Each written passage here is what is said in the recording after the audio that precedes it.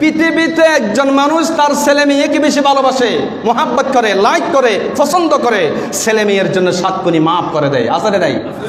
কারণ এটা আল্লাহ মোহাব্বত করে দিয়েছেন। দেখেন না, আপনার একজন ছেলে বয়স্ক অবস্থায় সন্তান পেয়েছেন, অথবা আপনার মেয়ে, বিশেষ করে মেয়েদের জন্য মা বাবা কত আদর, কত ভালোবাসা, সব কিছু দিয়ে ফেলে এই মা বাবার প্রতি আন্তরিকতা, শ্রদ্ধা, ভালোবাসা। কারণ সন্তান সন্ততির এটাও আল্লাহ পাক বলছেন, ইন্নামা আমওয়ালুকুম ওয়া আওলাদুকুম ফিতনা। আয়াত শরীফ বুঝেন, আল্লাহ বলছেন তোমাদের সম্পদ, তোমাদের ছেলে মেয়ে, এগুলো আল্লাহর পক্ষ থেকে একটা পরীক্ষা। ফিতনা বলা হয়েছে এখানে। ফিতনা মানে আল ইমতিহান, ফিতনা মানে ফিতনা না, ফিতনা মানে পরীক্ষা। আল্লাহ পাক বলছেন ছেলে মেয়ে আপনার জন্য যেহেতু পরীক্ষা। এবার হাদিস দিয়ে আমরা একটু আয়াত শরীফ সাথে মিল করি।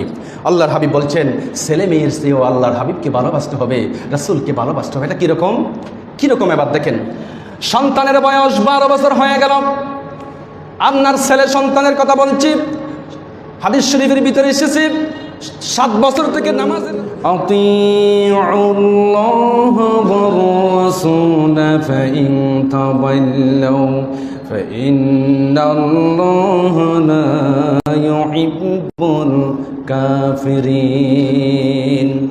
সাদাকাল্লাহুল আযীম ওয়া সাদাকা রাসূলুহুন নাবিয়ুল হাবিবুল করিম।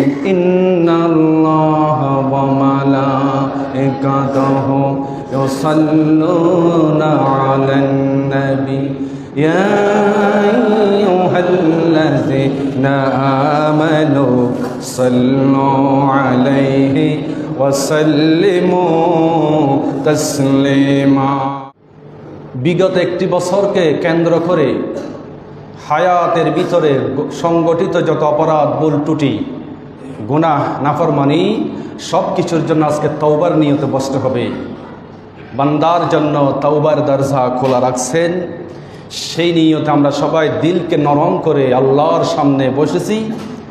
আল্লাহ পাকের কাছে হাজিরা দিচ্ছি। আল্লাহ পাক আমাদেরকে পর্যবেক্ষণ করতেছেন, দেখতেছেন, সার্বক্ষণিক তিনি দেখছিলাম। আজকে কোরআনে করিম থেকে আয়াত শরীফ আমি আপনাদের সামনে তিলাওয়াত করেছি, সূরাত আলে ইমরানের 32 নম্বর আয়াত শরীফ।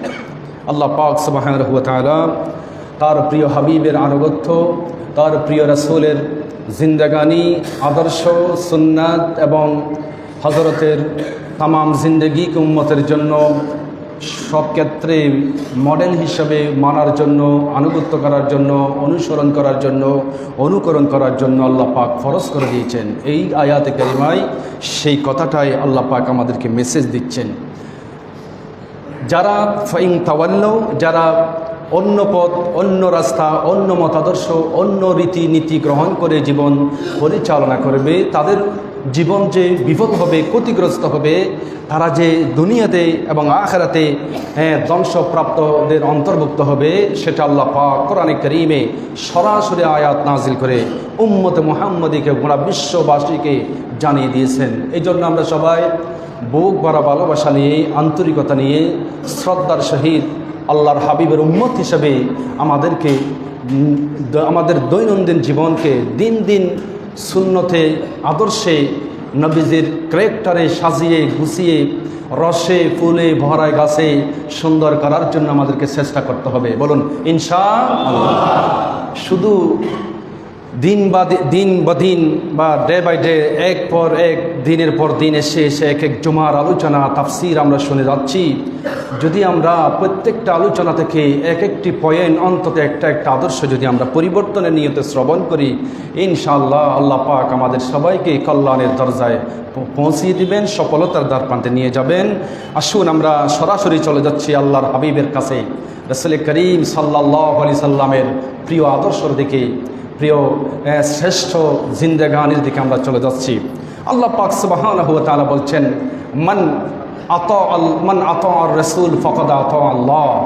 কোরআনে কারীমে আল্লাহ পাক বলছেন যে আল্লাহর রাসূলের আনুগত্য করবে, ফাকাদ আতা আল্লাহ, সেই মূলত আল্লাহর আনুগত্য করলো। বলুন সুবহানাল্লাহ। এই আয়াতে রাসূলের কথা আগে আনছে, খেয়াল করেন সবাই।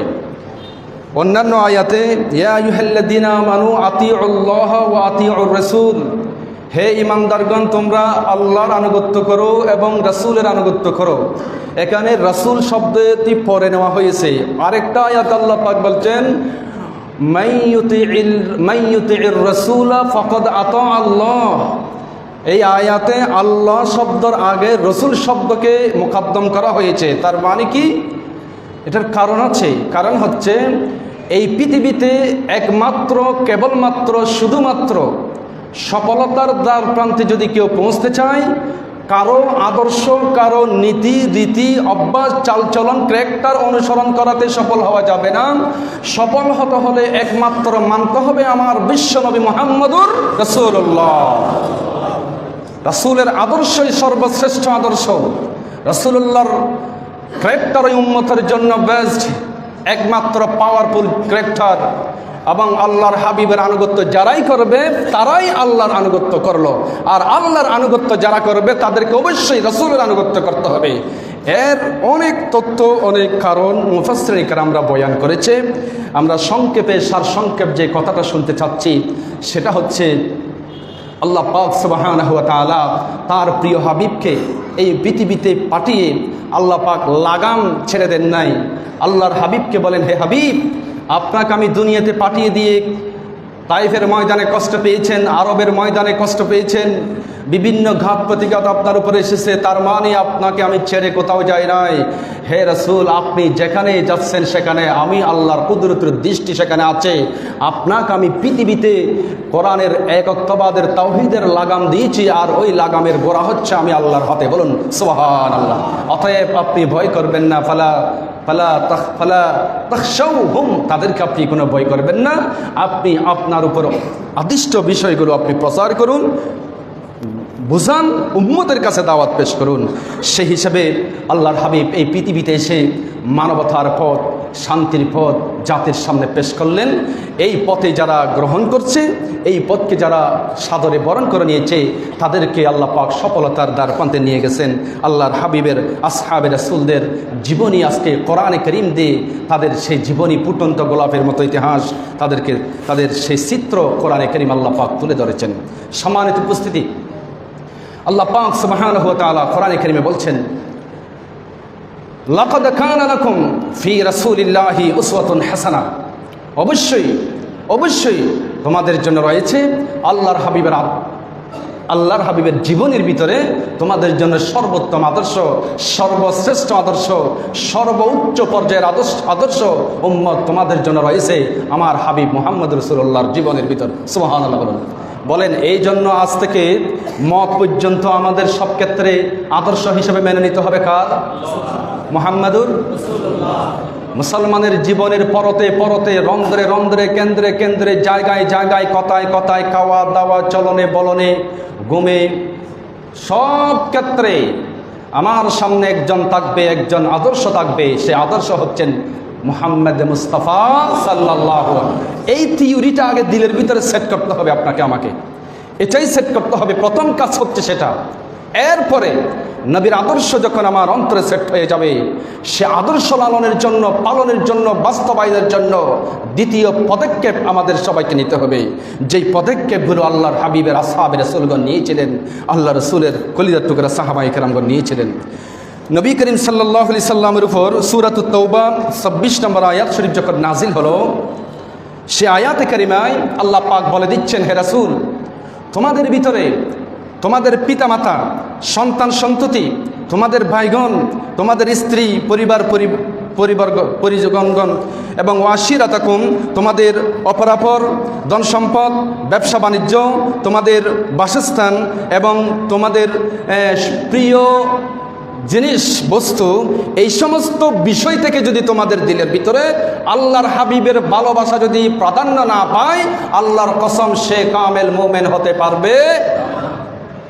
আল্লাহর হাবিবের উপর আয়াত শরীফ যখন নাজিল হয়ে গেল, নবীজি সাহাবায়ে কেরামদের সামনে হাদিস শরীফ ইরশাদ করেছেন। হযরত আনাস ইবনে মালিক রাদিয়াল্লাহু তাআলা আনহু হাদিস বর্ণনা করেছেন। নবীজি বলেছেন, লা ইউমিনু আহাদুকুম হাত্তা আকুনা আহাব্বা ইলাইহি মিন ওয়ালিদিহি ওয়া ওয়ালাদিহি ওয়ান নাসি আজমাইন। লা ইউমিনু আহাদুকুম, তোমাদের মধ্যে কেউ পরিপূর্ণ ঈমানদার হতে পারবে না, পারবে না। লা ইউমিনু, যদিও বা সে বাহ্যিকভাবে মুসলমান দাবি করে, বাহ্যিকভাবে রাসূলুল্লাহর আশিক দাবি করে, বাহ্যিকভাবে যদি পরনে সেকেলে সুরতে যদিও মুসলমানের পোশাক থাকে, নবীজি বলছেন ওই ব্যক্তি কামেল ইমানদার হতে পারবে না যতক্ষণ পর্যন্ত ওই ব্যক্তির কাছে তার পিতামাতা, ছেলে মেয়ে এবং দুনিয়ার অপর মানুষের ভালোবাসার চেয়ে আমার বিশ্ব নবীর ভালোবাসা, রাসূলুল্লাহর ভালোবাসা যতক্ষণ প্রাধান্য না পাবে ততক্ষণ পর্যন্ত ওই ব্যক্তি কামেল মুমিন হতে পারবে না। বলুন নাউযুবিল্লাহি মিন যালিক। তাহলে হাদিস দ্বারা কি বোঝা গেল? এখানে প্রথমে বলা হচ্ছে মি ওয়ালিদিহি, পিতামাতার চেয়ে, কারণ পৃথিবীর মানুষের স্বভাব হচ্ছে পিতামাতাকে ভালোবাসবে, কিন্তু আল্লাহর হাবিবের ভালোবাসার সামনে পিতামাতার ভালোবাসার চেয়ে রাসূলুল্লাহর ভালোবাসা প্রাধান্য পেতে হবে। সুবহানাল্লাহ। এর ব্যাখ্যা কি? এর ব্যাখ্যা হচ্ছে পিতামাতা 14 গোষ্ঠী একটা সমাজের রসম চালু আছে, বলে না আমাদের বাপদাদার দিনের এটা রসম, বিভিন্ন গ্রাম পর্যায়ে দেখা যাচ্ছে। এটা আমার দাদার রসম, এটা আমার দাদার একটা সংস্কৃতি, আমার বাবা এটা যতদিন জীবিত ছিল ততদিন এই কাজটা করেছিল, আমার 14 গোষ্ঠী করেছে, আমার বংশের লোকেরা করেছে। কিন্তু দেখেন এবার আপনার বংশের আত্মীয় স্বজন যে কাজটা করেছে সেই কাজটার সামনে আপনাকে দাঁড় করাতে হবে, এই বিষয়ে আমার বিশ্বনবীর আদর্শ কি ছিল? সুবহানাল্লাহ বলুন। দেখা যাচ্ছে আপনার দাদা দাদি নানা নানি বংশের যে একটা রসম চালু ছিল সেই রসমের সাথে আল্লাহর হাবিবের আদর্শের সাথে মিলে না। এবার আবার এখন আপনার উপর পরীক্ষা শুরু হয়ে গেছে, এবার কি আপনি আপনার পিতামাতার রসম প্রাধান্য দেবেন নাকি বিশ্বনবী মুহাম্মদ মুস্তাফা সাল্লাল্লাহু আলাইহি সাল্লামের আদর্শ প্রাধান্য দেবেন? বলেন কোনটা দিবেন? এই হচ্ছে আপনার পরীক্ষা। হাদিস শরীফের ভিতরে এসেছে এই পরিস্থিতিতে আপনি যদি সত্যিকার ইমানদার হন, সত্যিকার রাসূলুল্লাহর উম্মত দাবি করেন, সত্যিকারের আল্লাহর ভালোবাসা, রাসূলুল্লাহর ভালোবাসা, নবীজির ভালোবাসা যদি মত্ত হয়ে থাকেন, আল্লাহর হাবিবের আদর্শ এক পাশে আর আরেক পাশে আমার বাপদাদা দিনের রসম এক পাশে। হাদিস শরীফের মধ্যে যেহেতু এসেছে পিতামাতার চাইতে আল্লাহর হাবিবকে ভালোবাসতে হবে, এখানে ভালোবাসার এক অর্থ হলো আল্লাহর হাবিবের আদর্শকে মা বাবার আদর্শে সে প্রাধান্য দিতে হবে, আমার বংশের আদর্শে সে রাসূলুল্লাহর আদর্শকে প্রাধান্য দিতে হবে। আর যে আদর্শের ভিতরে আমার দাদা দাদি নানা নানি বংশের আদর্শের সাথে রাসূলুল্লাহর আদর্শের মিল খাবে না, সেখানে বাবা মার আদর্শকে ক্যান্সেল করে আমার বিশ্বনবীর আদর্শকে সর্বাধিক করে প্রাধান্য দিতে হবে। ঠিক না বেঠি? রাসূলুল্লাহর আদর্শকে প্রাধান্য দেওয়াই হচ্ছে মি ওয়ালিদিহি, পিতামাতার সাথে রাসূলুল্লাহকে ভালোবাসতে হবে। জিহাদের ময়দানে বদরের যুদ্ধে সাহাবায়ে কেরাম সংগ্রাম করল, সংগ্রামের এক পর্যায়ে দেখা গেল জিহাদের ময়দানে বাবার সামনে ছেলে, ছেলের সামনে বাবা। ছেলে হলো ইসলাম বিদ্বেষীদের পক্ষে, বাবা ছিল মুসলমানের পক্ষে, আল্লাহর হাবিবের পক্ষে। এখন যুদ্ধ শুরু হয়ে গেল, কি করবে মুসলমানরা? আল্লাহর হাবিবের আসহাবে রাসূলগণ 313 জন মুজাহিদ বাহিনী তুমুল বদরের ময়দানে সংগ্রাম করতেছে, তলোয়ার নিয়ে লড়াই করতেছে। আল্লাহর কোরআন এই পৃথিবীতে প্রতিষ্ঠার জন্য জিহাদের ময়দানে চলে গেছে। আমার হাবিব নবী বিশ্বনবী সারা রাত দোয়া করতেই ছিলেন, আল্লাহ আগামীকাল বদরের যুদ্ধ শুরু হবে, ও মালিক আপনি বিজয় দান করুন, কারণ আমরা মুসলমানরা মাত্র 313 জন, নয় কোনো অস্ত্র, নাই কোনো তলোয়ার, নাই কোনো বাহিনী, নাই কোনো ধরনের রসদপত্র। আল্লাহ আজকে জিহাদের ময়দানে এসে গেছি, আমার রব্বুল আলামিন আগামীকাল জিহাদের ময়দানে যদি তোমার মুসলমানরা যদি আল্লাহ পরাজয় বরণ করে, এই পৃথিবীতে তোমার নাম নেওয়ার মতো কোনো লোক বাকি থাকবে না। আল্লাহ সুবহানাল্লাহ বলুন, কেউ বাকি থাকবে না। আল্লাহ রাসূলুল্লাহ দোয়া করতেছেন, বুখারী শরীফে এসেছে। হযরত আবু বকর সিদ্দিক রাদিয়াল্লাহু তাআলা আনহু আল্লাহর হাবিবের হাত মুবারক ধরে বলছেন, হাসবুক হাসবুক ইয়া রাসূলুল্লাহ, হুজুর আপনি এত বেশি কান্না করিয়েন না, এত বেশি আপনি অন্তর করে কান্না করতেছেন হুজুর, আমরা তো সহ্য করতে পারতেছি না। আবু বকর বলেন, হুজুর এত বেশি কান্না কেন করছেন? হাসবুক হাসবুক, আপনি হাত নামান, হাত নামান। আমি আবু বকরের বিশ্বাস, আমি আবু বকরের অন্তরে বিশ্বাস হয়ে গেল, আল্লাহ পাক আপনাকে জিহাদের ময়দানে বেইজ্জত করবেন না। সুবহানাল্লাহ বলবেন না?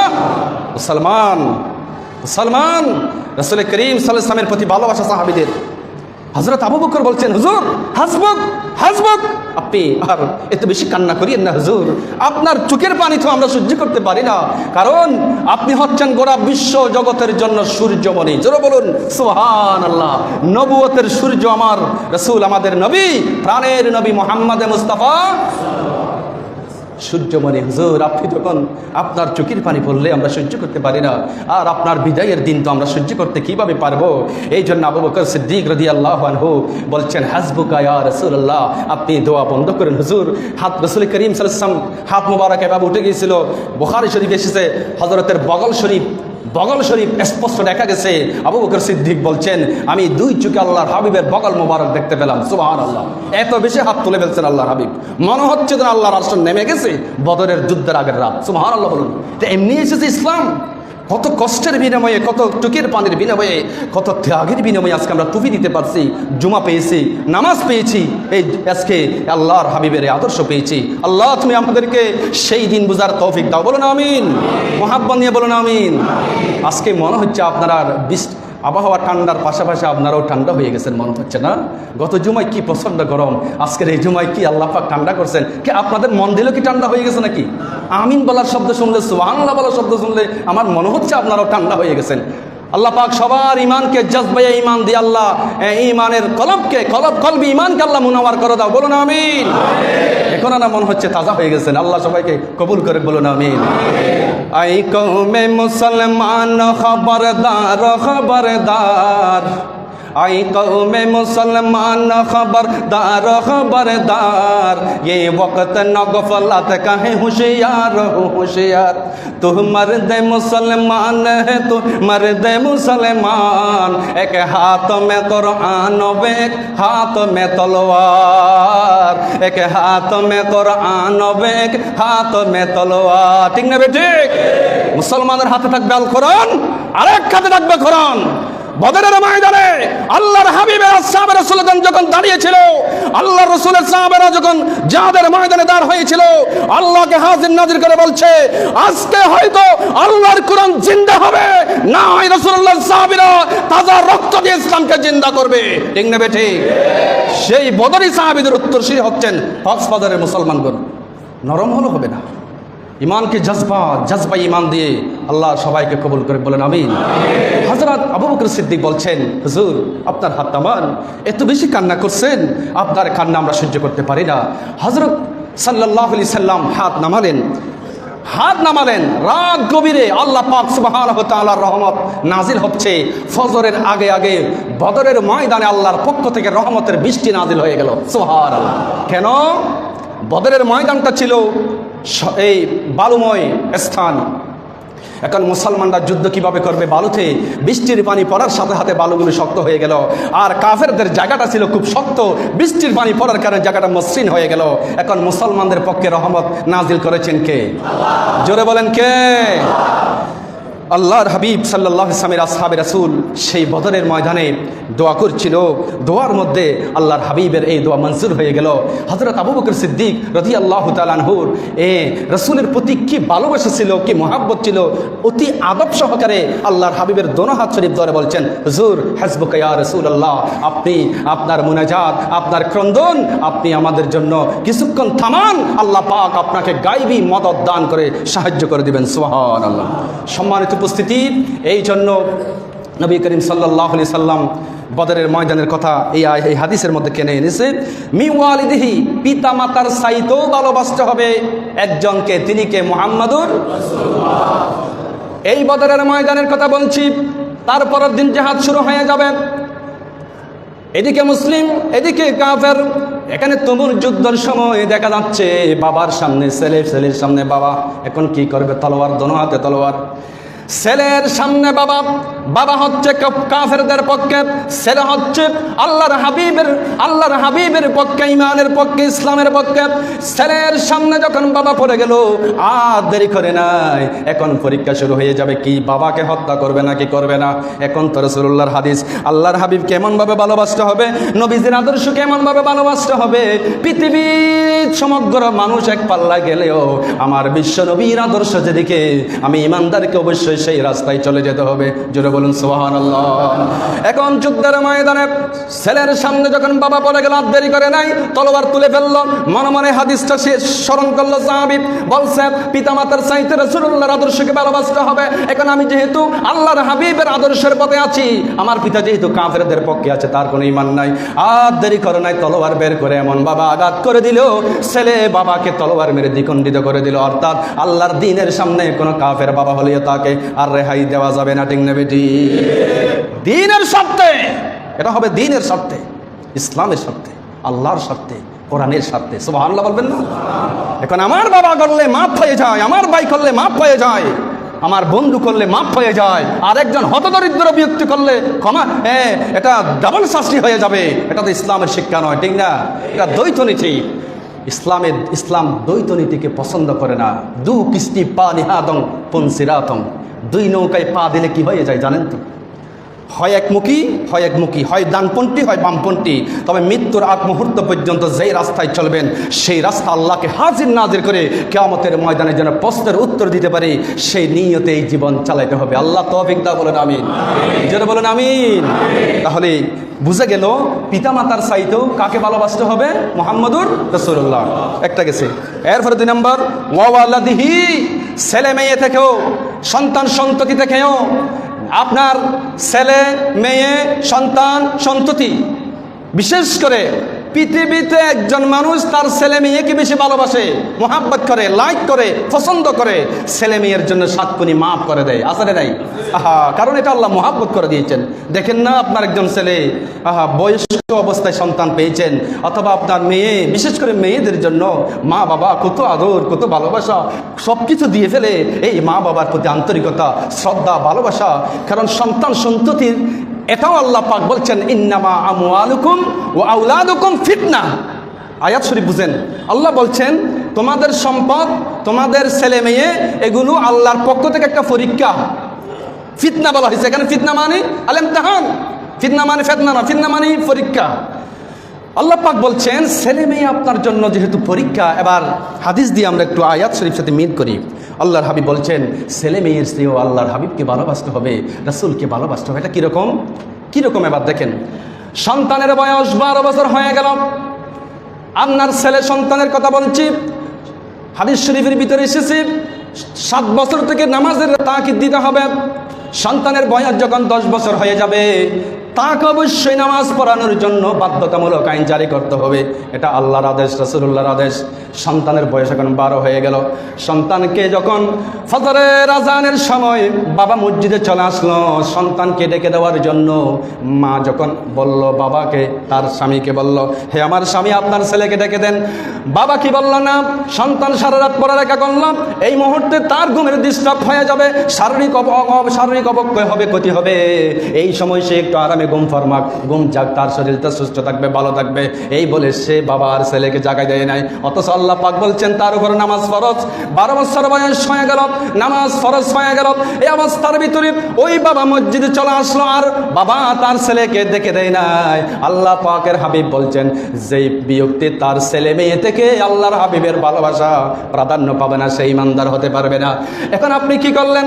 আপনার ছেলেকে মসজিদে আসার জন্য, নামাজের জন্য তাকিদ দেন নাই, দেখে দেন নাই। তাহলে আপনার ভালোবাসা আল্লাহর হাবিবের আদর্শ সেই সন্তানের প্রতি বেশি বেড়ে গেল।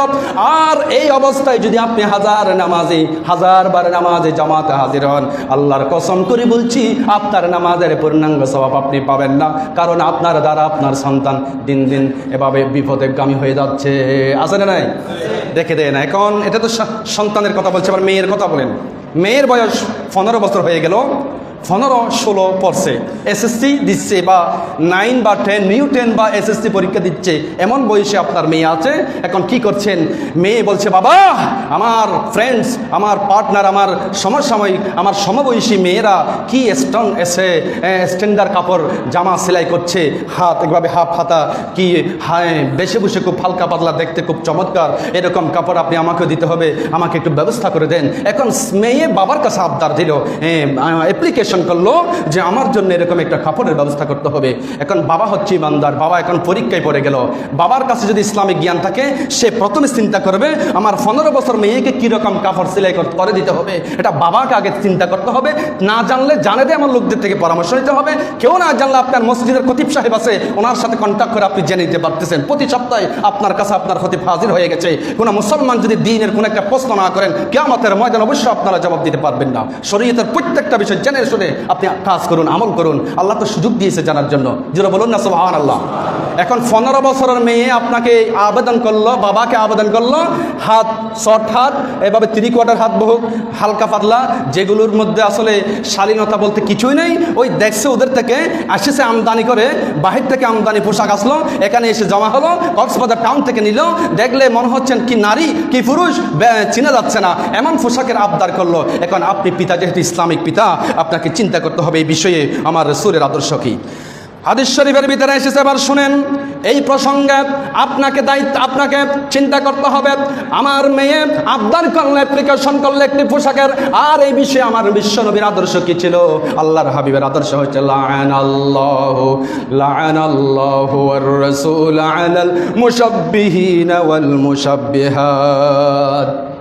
রাসূল করিম সাল্লাল্লাহু আলাইহি ওয়াসাল্লাম বলছেন, ওই ব্যক্তির উপর আল্লাহর লানত, ওই মানুষের উপর খোদার লানত, মালিকের লানত, যেই বান্দা, যেই পুরুষ নারীদের মতো পোশাক পরে, আর যেই নারী পুরুষের মতো পোশাক পরিধান করে, ওই মানুষের উপর কার লানত? জোরে বলেন কার লানত?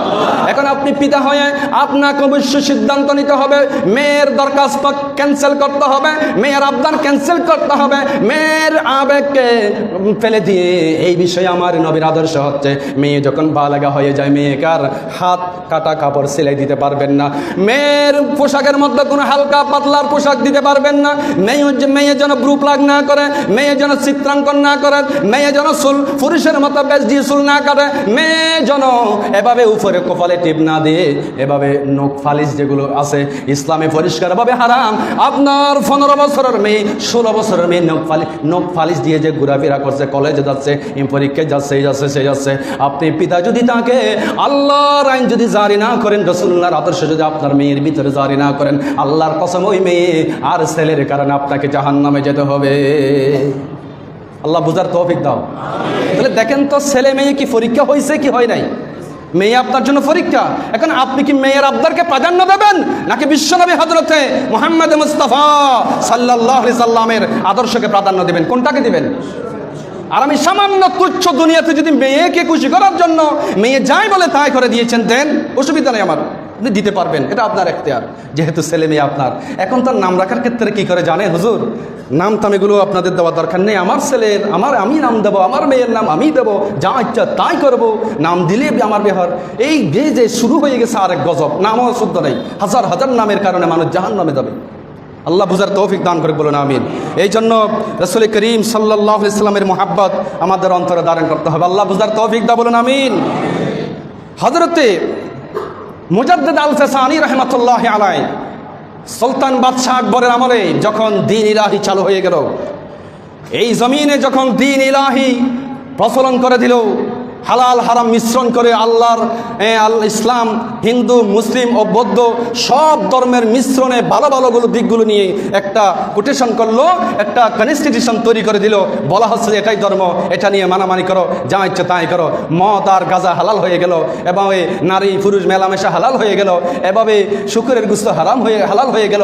এভাবে আল্লাহ পক্ষ থেকে যে বিধিবিধান ছিল সবগুলো মিক্স করে দ্বীন ইলাহি চালু করলো। সে গজবে আকবর, তার নাম হচ্ছে গজবে আকবর, বাদশাহ আকবর দ্বীন ইলাহি যখন চালু করলো, এখন এই দ্বীন ইলাহিকে ভঙ্গ করে দেওয়ার জন্য সেই সময়ে বিদগ্ধ ওলামায়ে কেরাম, ইসলামের অতন্দ্র প্রহরী ওলামায়ে হক্কানি রব্বানি বুজুর্গানে কেরাম, তারা সংগ্রামে নেমে গেল, জিহাদে নেমে গেল।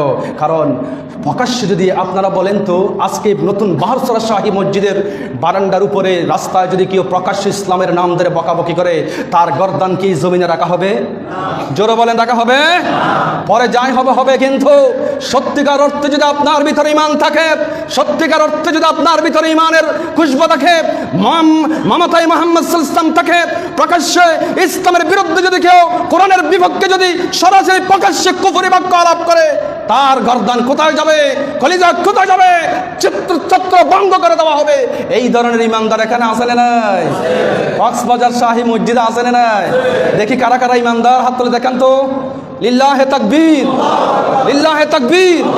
আল্লাহ আমাদের ইমানকে মজবুত করে দাও, বলেন আমিন। তাহলে বাদশাহ আকবর যখন এই কাজ করলো, হযরতে মুজাদ্দিদ আল ফিসানি রাহমাতুল্লাহি আলাইহি, তিনি একদিকে মুজাদ্দিদ, অপরদিকে মুহাদ্দিস, অপরদিকে আধ্যাত্মিক জগতের সম্রাট, অপরদিকে ইলমে তাসাউফ, জাহিরি বাতিনি জ্ঞানের সমৃদ্ধ এক কলব ছিল হযরতে মুজাদ্দিদ আল ফিসানি রাহমাতুল্লাহ। তিনি জেলখানায় ছিলেন তখন।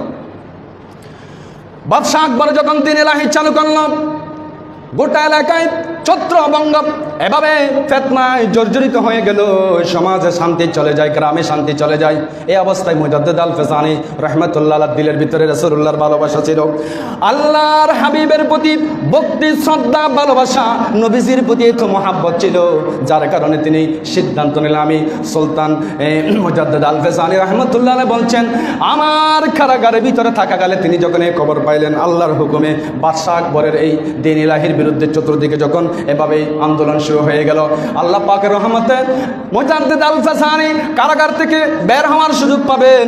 হাজার হাজার মানুষেরা, মহাব্বতের লোকেরা ফুলের মালা দিয়ে তাকে কারাগার থেকে বের করলেন। বের করার পরে হযরত মুজাদ্দিদ আল ফিসানি স্বপ্নের মধ্যে দেখতে পেলেন, ও মুজাদ্দিদ আল ফিসানি, তোমার আল্লাহর হাবিবকে স্বপ্নের মধ্যে দেখতে পেলেন। আল্লাহর হাবিবকে স্বপ্ন দেখার পরে বলছেন, আমার মুজাদ্দিদ আল ফিসানি, যাও, নেমে যাও, জিহাদের ময়দানে নেমে যাও, তুমুল যুদ্ধে নেমে যাও। তুমি যদি জিহাদের ময়দানে এই বাদশাহ আকবরের বিরুদ্ধে নেমে যাও, আল্লাহ পাক তোমাকে জিহাদের ময়দানে বিজয়ের মালা পরিধান করিয়ে দিবেন। জিহাদের ময়দানে নেমে গেল হযরত মুজাদ্দিদ আল ফিসানি, সংগ্রামে লিপ্ত হয়ে গেল, জিহাদ শুরু করে দিল। সমগ্র জায়গায় জায়গায় যখন বক্তৃতার মাধ্যমে কোরআনে কারীমের আয়াত, আল্লাহর হাবিবের মুহাব্বত, রাসূলুল্লাহর আদর্শ দিয়ে যখন তিনি কাজ শুরু করে দিলেন, আল্লাহ পাক সুবহানাহু ওয়া তাআলা এই বিশ্ব নবীর কাটি উম্মত হওয়ার কারণে মুজাদ্দিদ আল ফিসানির বদৌলতে আল্লাহ আবার দ্বীন ইসলাম কায়েম করে দিল। সুবহানাল্লাহ। বলুন, মুহাব্বতে ঈমান, মুহাব্বতে রাসূল, মুহাব্বতে ইসলাম, মুহাব্বতে দ্বীন। আল্লাহ কবুল করে বলেন আমিন। প্রিয় উপস্থিতি, কি বলবো, সাগর থেকে কিছু কিছু কথা আপনাদেরকে একটু করে শোনাচ্ছি। এই জন্য বানিয়ে দারুল উলুম দেওবন্দ আল্লামা কাসেম নানতবী রাহমাতুল্লাহি আলাইহি, সবাই তো জানেন, ওনারা আল্লাহর হাবিবের প্রত্যেকটা আদর্শকে কত ভালোবাসেন জানেন। খাবার খাইতেন, খাবার খাওয়ার সময় এক লোক গরিব মানুষ ডেলি 1 টাকা করে জমা রাখত। মাস শেষ হলে দারুল উলুম দেওবন্দ মাদ্রাসার ওস্তাদদেরকে মাসে একবার দাওয়াত দিত। সুবহানাল্লাহ, কেমন ভাগ্যবান লোক দেখেন, মাসে একবার গরিব মানুষ রিক্সা চালায় 1 টাকা করে করে জমা রাখতো। 30 দিনে 30 টাকা হয়ে গেলে দারুল উলুম দেওবন্দ মাদ্রাসার আসাতিজে কেরাম সবাইকে মাসে একবার ওনার বাড়িতে নিয়ে যাইতেন। মনে মনে নিয়ত করতেন, আল্লাহ, নাইব রাসূল ওলামায়ে কেরামরা আমার ঘরে আসলে হয়তো বরকত হবে, হয়তো শান্তি হবে, হয়তো আমার গুনাহ মাফ হবে। নাইব রাসূল ওলামায়ে কেরামদের 2টা পেটের মধ্যে যদি আমি 2টো ভাত দিতে পারি, খাবার দিতে পারি, আমার কিছু নাস্তা দিতে পারি, হয়তো তাদের জন্য আমাদের দোয়ার অংশ হয়তো আমিও পাবো। জোরে বলুন সুবহানাল্লাহ। কেমন নিয়ত দেখছেন। কারণ আমাদের বিভিন্ন জায়গা দেখে যায়, সেই শুধু মাসে না, বছরও এরকম কোনো দাওয়াত ওলামায়ে কেরামদেরকে দেখি না। আমি বিভিন্ন জায়গায় খতিবের খবর নিয়েছি, জুমাবারে খাবারও দেয় না। আলহামদুলিল্লাহ, আপনাদের এখানে তো খাবারের ব্যবস্থা করছেন। আমি শুনেছি, খবর নিয়েছি, খতিবদের জন্য যথেষ্ট ব্যবস্থা এখানে রাখছেন। আল্লাহ ভবিষ্যতে আরও বেশি টাকার তৌফিক দাও, বলে না আমি। কিন্তু বিভিন্ন জায়গায় খতিবদের জন্য খাবারও নেই। 1 জুমা 1 বেলা খাবার, আপনি দেন, আপনি দেন, আপনি দেন, আপনি দেন, 4 জনে 4 বেলা দিলে 1 মাস হয়ে যায় না। কিন্তু এটাও দেয় না। দারুল উলুম দেওবন্দ মাদ্রাসার ওই ব্যক্তি বলছে যে হুজুর দেন, খাবার খেতে বসলো, সবাই দস্তরখানা দিল, এই পাশে বসলো, সবার চোখের পানি। বলছে একজন আর একজনের দিকে তাকিয়ে কান্না করতেছে। কেন কান্না করছেন? কেন কান্না করছেন? কান্না করার জন্য আর খাবার খেতে পারতেছে না। বলছে আমরা কেন কান্না করছি জানো? এই হতদরিদ্র গরিব মানুষ, ওনার ঘরে যখন আমরা খাবার খেতে বসলাম, আমরা দেখতে পাচ্ছি আল্লাহর রহমত ঝর্ণার মতো বয়ে বয়ে তার ঘরে নাজিল হচ্ছে। সুবহানাল্লাহ। এটাকে বলে ঈমান, এটাকে বলে মুহাব্বত। আল্লাহ পাক আমাদের সবাইকে এই মুহাব্বত জারি করার তৌফিক দাও, বলেন আমিন।